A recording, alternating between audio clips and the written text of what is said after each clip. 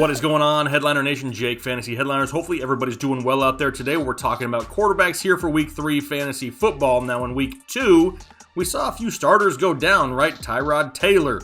We had Drew Lock, Jimmy G. Should I have included Tyrod? He didn't really go down. He kind of got beat up by his own... Anyway, he's not there. Right now it's Justin Herbert. Are we going to consider starting any of these replacements?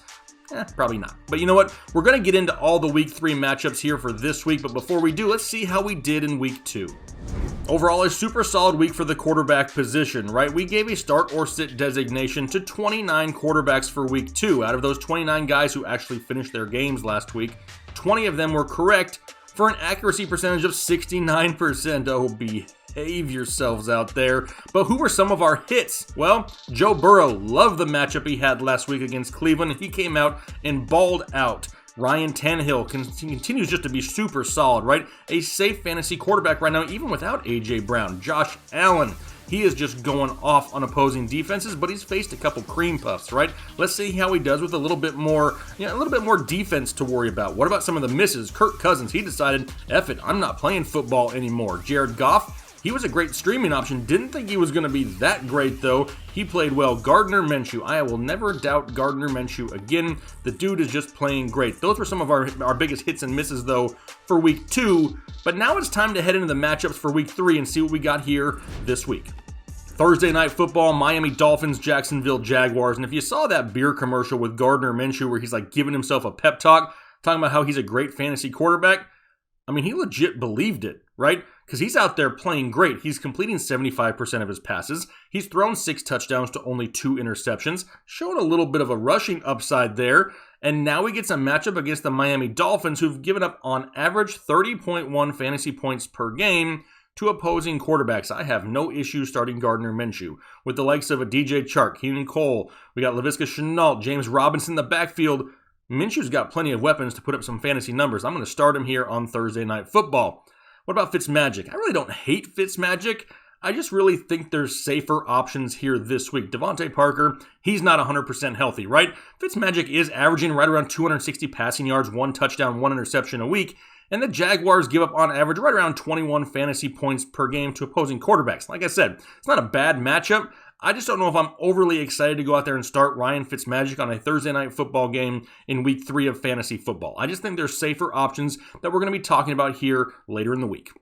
Moving on to Sunday now, got the Houston Texans, Pittsburgh Steelers, first ones up, and don't let the graphic deceive you, okay? I have Deshaun Watson listed as a start because more than likely, I don't know if you have a better option, but if you do, maybe we think about it here this week. I mean, Daniel Jones saw some success here Week 1 against this Pittsburgh defense, but it's a great defense, right?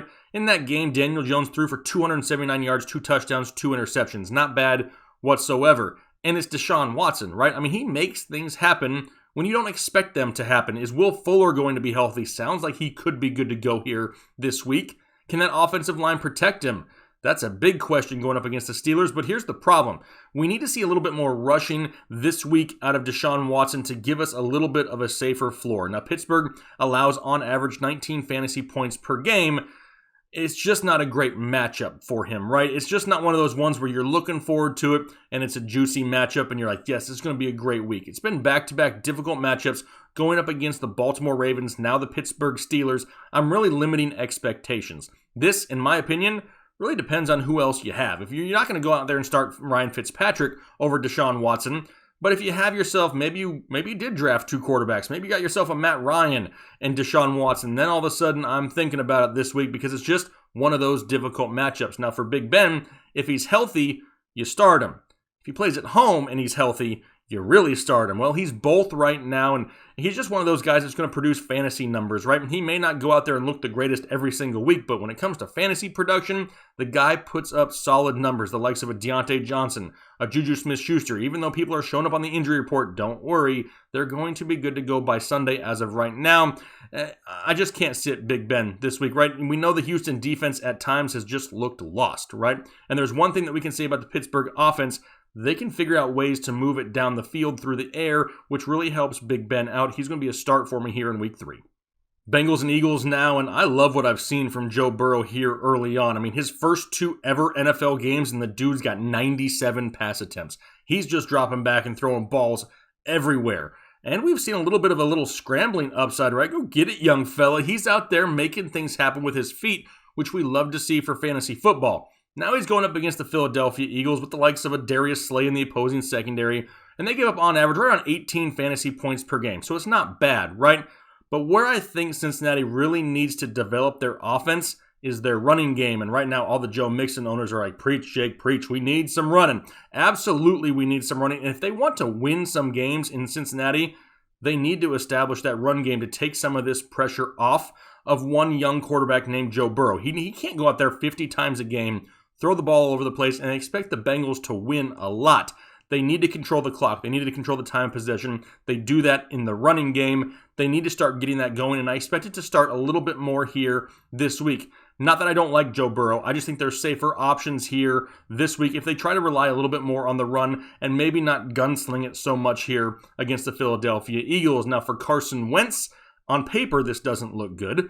I mean, going up against Cincinnati, who's only allowed 12.6 fantasy points per game to opposing quarterbacks, but they've only played Tyrod Taylor and Baker Mayfield. Didn't really have to worry about Baker because the running backs were dominating on the ground. But look for Wentz to have to throw the ball a lot this game. The problem is, who the hell's he going to throw it to? Now he doesn't even have Jalen Reagor, who's going to miss some time. Sure, we'll see a lot of Zach Ertz, Dallas Goedert, maybe a lot more Miles Sanders in the backfield, which is great for Miles Sanders owners. The problem is, outside of that, we're going back to Greg Ward again, all right? Greg Ward was a thing in 2019, and by damned, he's going to be a thing here in 2020 also, I guess. There's no one else to really throw it to, but we've seen Wentz produce with guys like this before. I'm not going to say he's a sit because I don't hate the matchup because I do expect him to have to throw a lot. It just may be one of those risky starts, right, where you have to take a look at your bench. If you have a better option, you consider it, but that floor should be right there, right around that 16 to 18 points here for week 3. Niners and Giants now, and we're going to take a trip down memory lane here just for a minute. Do you remember 2018? I probably don't either. But week 9 of 2018, we had lost Jimmy G, we'd lost CJ Beathard, and inserted Nick Mullins into the San Francisco 49ers offense. What did he do? He threw for 262 yards, 3 touchdowns, and no interceptions. Social media just exploded. Well, this ain't 2018 no more. This is 2020, and it don't give a crap this year. Plus, he's got nobody to throw it to, right? I mean, after that game, he was pretty mediocre at best then. Now, no Deebo Samuel. You got George Kittle banged up. How much do we really see of Brandon Ayuk? What about the running backs? Lost Raheem Mostert. I do like Jerick McKinnon a little bit this week, but it's just a big question mark, right? The Giants do allow just over 18 fantasy points per game, so the matchup isn't horrible, but it's week 3 of fantasy football. And if you have to leave a comment down below to say, Jake, I'm reliant on Nick Mullins to start as my quarterback this week, I'm sorry, you've probably already lost your league for the year. There's a lot of great quarterbacks out there. You shouldn't have to rely on this guy. Now for Daniel Jones, I like Daniel Jones this week. I like him a lot because the San Francisco defense is what you would call depleted. You got no Bosa. You got no Solomon Thomas. Richard Sherman. I mean, they're just banged up all over the place. This isn't the same San Francisco defense. Now, sure, Daniel Jones is without Sterling Shepard. Still got Darius Slayton, still got Golden Tate, and now they really don't have a running game with Saquon Barkley, right? They're going to have to throw the ball. Now, no, he's not going to have forever to hang back in the pocket and just wing it. It's going to have to be some design quick plays. Look for Evan Ingram to be a little bit more involved this week, and San Francisco already allows 20 fantasy points per game. I like me some Daniel Jones here in week 3. Raiders and Patriots now, and if I were to tell you about a month ago that, hey guys, guess what? 2 weeks into the season, Cam Newton's going to have more points than Patrick Mahomes and Lamar Jackson, you guys probably would have unsubscribed, left a nasty comment, and I probably never would have seen or heard from you again. Well, it's happened. Cam Newton right now is quarterback 3 in fantasy football, and currently he's either ranked 1st or 2nd in every rushing category for quarterbacks. I mean, old Cam is pretty much back, right? Plus, he doesn't look half bad throwing the football. He's completing just over 71% of his passes. The problem is, not a whole lot of passing touchdowns, right? They're all on the ground. He's got 4 rushing touchdowns. But hey, 6 points is 6 points. The Raiders allow right around 18 fantasy points per game to opposing quarterbacks. And with this rushing upside on a weekly basis, I'm absolutely starting Cam Newton. Now for Derek Carr, it's getting really hard to sit him, right? If you've watched this channel for any amount of time, you know that I've talked about Derek Carr for maybe 2 years, about being an underrated quarterback. And same thing is still happening, right? He's completing right now 73% of his passes, and he's gone 68 pass attempts without throwing an interception. Now, he only trails Deshaun Watson on the year by 5 points, which is a little bit crazy, and the Patriots allowed just over 21 fantasy points per game. Is Derek Carr an absolute must-start for Week 3? No, he's not. However, there are worse options out there, and if you're really in a pinch and you have no other options, I don't hate Derek Carr. Even though this isn't the greatest of matchups with Stephen Gilmore on the opposite side, Derek Carr is still, once again, being underrated in 2020. Titans and Vikings now, and Ryan Tannehill just continues to deal, right? I mean, he's gone 67 pass attempts now here in 2020 with 6 touchdowns and no interceptions, and he's doing it without A.J. Brown.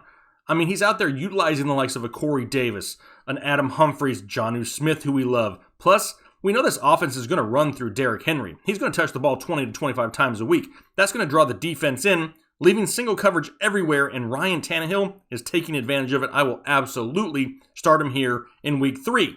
As for Kirk Cousins, what the F was Week 2, Kirk? I mean, did you just forget how to play football? I mean, it looked like he'd never played football before. What the F happened? I mean, 11 for 26 for 113 yards, no touchdowns, and 3 interceptions. Like, that's the worst stat line maybe ever. That's a super low floor for a starting quarterback who's put up great numbers at times in his career. I mean, the risk is just too much now. With a floor like that, in a matchup where he shouldn't have performed that badly, even though Tennessee allows just over 19 fantasy points per game, I don't know if I can trust the inconsistencies, right? I saw 2 different quarterbacks this year in Kirk Cousins, the Week 1 and the Week 2.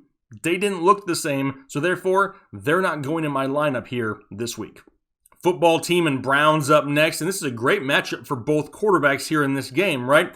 I mean, for Dwayne Haskins, it's really hard to trust him on a weekly basis, right? He's not doing anything real bad, but he's not doing anything real good either. He needs multiple big plays a game to really give you that solid fantasy day. And I just don't know if we can go out there on a weekly basis right now and say, yeah, I feel confident in multiple big plays going to Terry McLaurin from Dwayne Haskins every single week. They're going to happen. Absolutely, they're going to happen. We saw it last week in Week 2.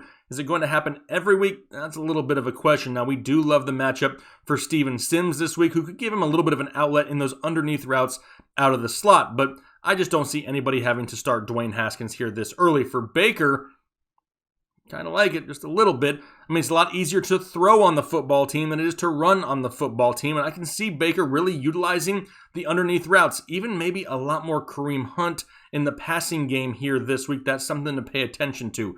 Washington does allow 24.1 fantasy points to opposing quarterbacks, and Baker has that 250-yard, 2-touchdown upside here this week. Like I said, it's a difficult front seven for the Washington football team, and Baker's not going to have a whole lot of time. As long as he can make quick decisions, he'll be a safe fantasy start for you here in Week 3. Just depends on what options you have.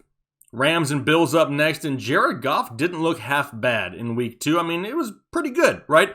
It's a different story probably here this week, though, because now he gets the Buffalo Bills defense. They allow 18 fantasy points per game to opposing quarterbacks, which isn't bad, but now he's got to worry about Tre'Davious White on one side out there, and I really just prefer to sit him with a game in Buffalo against the Bills. There's just a lot of question marks, right? He's not one of those guys that you can go out there every week and just be like, you know what?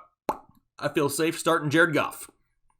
Don't think anybody's ever said that. I mean, for a while there, he looked like he could be a solid option weekly. Now, it's more matchup dependent, and I really wouldn't want to take my chances with the Buffalo Bills. As for Josh Allen, right now, he's quarterback 2 in fantasy football, but he's only faced the Jets and the Dolphins. So this is going to be a little bit more of a difficult matchup for him too, because now he's got to worry about Jalen Ramsey and Aaron Donald. He's going to be creating pressure all over the place to an offensive line which isn't great for the Rams. Now, sure, we've seen that running game be somewhat successful the first couple weeks. How does that change up against the Los Angeles Rams? He's still a start for me. The rushing upside, the weapons he has at his disposal with Beasley, Brown, and Diggs, not seeing a whole lot from the running back position as of yet, but I do expect to start seeing more Devin Singletary and even more Zach Moss in this offense as the season progresses. Like I said, he's still a start for sure for me this week. That rushing upside alone gives him that safer floor, and the Rams allow right around 16 to 17 fantasy points per game.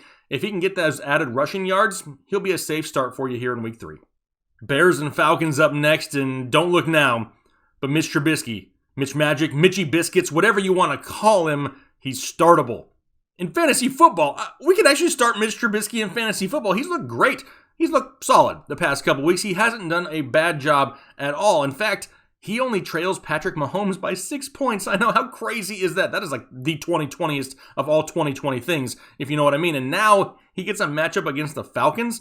The Falcons give up like a bajillion points a game to opposing quarterbacks. To be exact, 35.8 points per game to opposing quarterbacks. It's a great chance for him to go out there and really get, Allen Robinson and Anthony Miller back on track in this offense, because he's had some solid games and really hasn't been able to utilize both weapons at the same time. I have no problem starting Mitch Trubisky in this matchup this week. Like I said, sometimes it's all about matchup. This is one of those good ones, and I'm going to fire up Mitchy Biscuits. What about Matt Ryan? At this point, he's a weekly must-start anyway, right? He's currently the quarterback 6 overall, but this is a tough matchup. The Bears only allow 13 fantasy points per game, which is 4th best to opposing quarterbacks. But when you look at Matt Ryan and you look at the offense of the Atlanta Falcons, they're going to throw a lot.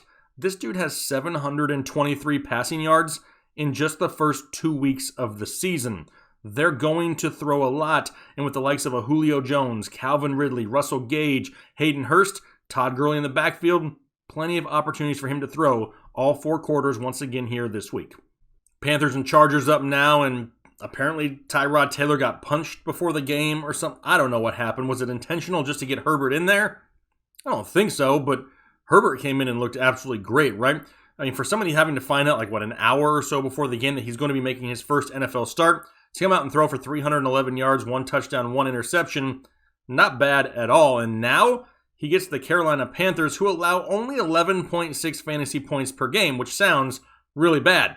But they've played Las Vegas and Tampa Bay, and all they've done is run all over them, because that's all they really had to do. Now, this may, kind of limit the upside of a Justin Herbert here this week, but I don't hate the start. Do I want to start Justin Herbert? No, I don't want to.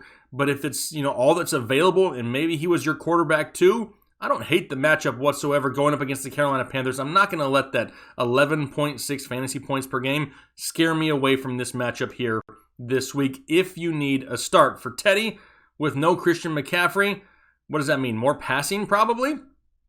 Possible, but I kind of want to see what they do without Christian McCaffrey before trusting Teddy Bridgewater. Here's the issue. I just don't see Teddy Bridgewater going out there consistently enough and getting 2 to 3 touchdowns to really putting those starting quarterback numbers up for fantasy football, getting him over that 18-point threshold. I don't see him doing that a whole lot. Maybe that one big play he gets a week, but it really, limits his touchdown upside, and he's just not safe enough for me to trust here this early in the season.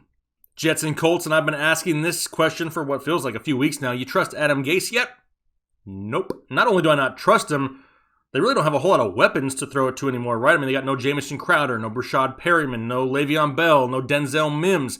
I mean, Sam Darnold just doesn't have a chance to be successful, right? And now he gets to face off against the Indianapolis Colts, who allow only 11.2 fantasy points per game, which is number 1 in the NFL.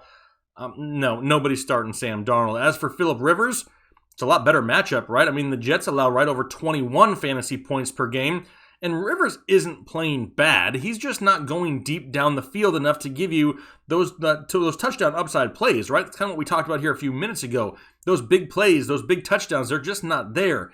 But he's completing 77% of his passes. It's just the lack of touchdowns that is, turning a lot of people off. Maybe with no Paris Campbell underneath, it forces them to stretch the field a little bit further with, Michael Pittman and T.Y. Hilton. He's a solid start this week. Is he a must start? No, he's not. There's better options out there, but I don't hate the matchup. And if you need somebody, Phillip Rivers isn't a bad option here in week 3 either.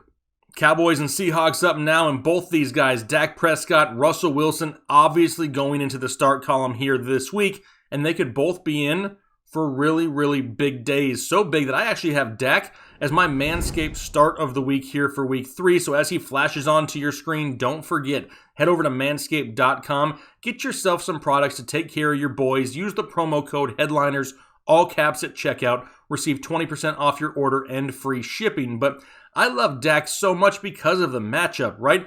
Seattle is averaging 30.2 fantasy points per game to opposing quarterbacks. That's second most in the NFL. He's got Amari Cooper. He's got CeeDee Lamb. he hasn't really used Michael Gallup a whole lot, but this could be the week that they put it all together and really put some big numbers up on the boards. We've seen what Russ has done lately, right? With Tyler Lockett and DK Metcalf, they're proving that it doesn't really matter the defense they're playing. They can find ways to put up huge numbers themselves. And right now, Russell Wilson may be arguably the MVP of the NFL. Both these guys staying firmly in the start column here for week 3. Bucs and Broncos up now, and this one could get ugly fairly quick. I mean, the Broncos got no luck. They got no Sutton. They basically got no chance as of right now, right? I mean, they've lost their starting quarterback and their wide receiver 1, but nobody's going to start Jeff Driscoll like anybody this week. And even if they were, it's a difficult matchup. The Bucs allow only 14.7 fantasy points per game to opposing quarterbacks, so we're really not thinking about it. Now, for Tom Brady, yeah, absolutely. He gets Chris Godwin back this week, and the Broncos give up 19.3 fantasy points per game to opposing quarterbacks. So absolutely, I expect a lot of Tampa Bay early. This offense has looked okay at times, but they haven't started clicking on all cylinders. This could be one of those games to try to get themselves back on track. I look for Tom Brady to come out firing early in this game. Maybe get themselves a fairly large lead the first 2 or 3 quarters, and then rely on Leonard Fournette down the stretch just to run out the clock. That's kind of how I see it. I see Tom Brady with a safe floor this week, and with those coming out, those weapons that he has coming out firing early, he's going to remain a start for me here in week 3. Lions and Cardinals now, and Kyler Murray is basically a cheat code at this point, right? I mean, the guy can do everything on the football field. He's currently quarterback 4 in fantasy football, averaging 30.2 fantasy points per game, and now he gets the Detroit secondary, who's allowing 21 fantasy points per game to opposing quarterbacks, and Kyler should have a heyday in this game. The way that he involves DeAndre Hopkins in this offense basically all the time, plus the rushing upside, as of right now, Kyler Murray is top 10 in the NFL in rushing among all players. So yeah, if you have Kyler Murray, I suggest you start him here this week. Matthew Stafford sounds like he could have Kenny Golladay back also, right, which would be a huge boost to him. I mean, the Cardinals only allow 15 fantasy points per game, but they've only played against Jimmy Garoppolo and Dwayne Haskins, so that number's somewhat skewed a little bit. But with Matthew Stafford, if he can get Kenny Golladay back, all of a sudden that shifts Marvin Jones into that number 2 role, which he's a lot more productive in, and it really opens up the field for Matthew Stafford. Maybe they get DeAndre Swift involved in the passing game a little bit more this week. I like this option a lot better if Kenny Golladay is 100% good to go. So as of right now, looking like he may be, I got Stafford as a start. Packers and Saints now, and I have a question for you. What is Drew Brees without Michael Thomas? Answer? It's basically like Phillip Rivers right now. A lot of short routes, a lot of checkdowns to running backs, low touchdown upside. It's hard to see because he just didn't look that great without Michael Thomas. It's like his safety blanket was gone. And Green Bay allows right around 20 fantasy points per game, but with no Michael Thomas, no upside for Drew Brees, and it really makes him hard to start. In my opinion, I'm looking elsewhere. I'm not going to say that Drew Brees is done by any means. It just didn't look good without Michael Thomas, and I want to give it a few weeks to see how this offense kind of molds itself without Michael Thomas before I want to trust Drew Brees again. Now, for Aaron Rodgers, for sure. I mean, he is a safe start for me here once again in week 3, even though Davante Adams is banged up a little bit. That's something we really need to pay attention to because there's a chance that he's either limited or does miss in the game. Make sure you check out our videos here when we talk to Dr. Ethan Turner about Davante Adams. But Rodgers has just performed with lesser talent around him for a long time, right? It's not the first time he's been without Davante Adams where he had to find other targets to go to, and the Saints allow over 20 fantasy points per game to opposing quarterbacks. Right now, Aaron Rodgers, he's thrown for 604 yards, 6 touchdowns, and no interceptions. Currently quarterback 7 in fantasy football. I have no issues with him here in week 3. Monday Night Football, Chiefs and Ravens up next. And is there ever a time that you sit Patrick Mahomes or Lamar Jackson? No. If you even had to think about it, the answer is no. You drafted them so early, you're starting them. But these guys faced each other last year in a game. In that game, Lamar Jackson, 20 fantasy points. Patrick Mahomes, 32 fantasy points. As of right now, the Chiefs allowing right around 22.5 fantasy points per game to opposing quarterbacks, and Baltimore allowing only 13.3. However, doesn't matter. You never sit either one of these guys. You just put them in your lineup, you sit back, and you enjoy, because the ceiling for these guys is matchup winning on a weekly basis. Sure, they've underperformed a little bit so far, but that doesn't mean you bench them now.